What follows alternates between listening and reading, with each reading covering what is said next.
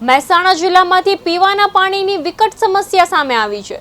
જિલ્લાના જોટાણા તાલુકાના કસલપુર ગામના લોકો આજે પણ પીવાના પાણીની માંગ સાથે મોટી સંખ્યામાં મહેસાણા કલેક્ટર કચેરીએ આવેદનપત્ર આપવા પહોંચ્યા છે। કસલપુર ગામમાં છેલ્લા 10 મહિનાથી ગ્રામ પંચાયતનો ટ્યુબવેલ ફેલ થઈ ગયો છે, જેના કારણે ગ્રામજનોને પાણી એકાએક ટીપા માટે વલખા મારી રહ્યા છે।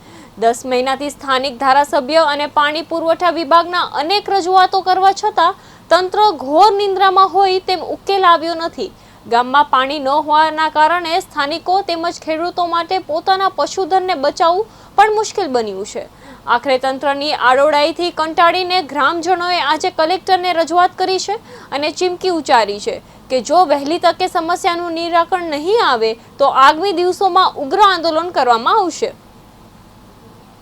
બેચરાજી વિધાનસભાના જોટાણા તાલુકાના કસલપુર ગામના આજે રહેવાસીઓ આયા છે। બધા પ્રશ્ન એ છે ગામવાસીનો કે ગામની અંદર છેલ્લા 8 મહિનાથી પાણી નથી। જોવાની વાત છે કે પશુ હવાડા બધા ખાલી છે, એના સિવાય ગામના રહીશો માટે પાણી નથી। ગામના લોકો એક ગામથી બીજા ગામ આજુબાજુના જોટાણા પ્રોપરમાં જઈને પાણી ભરીને આવે છે અને પોતાનું રોજિંદુ જીવન વિતાવે છે। આવો પ્રશ્ન છેલ્લા 8 મહિનાથી છે।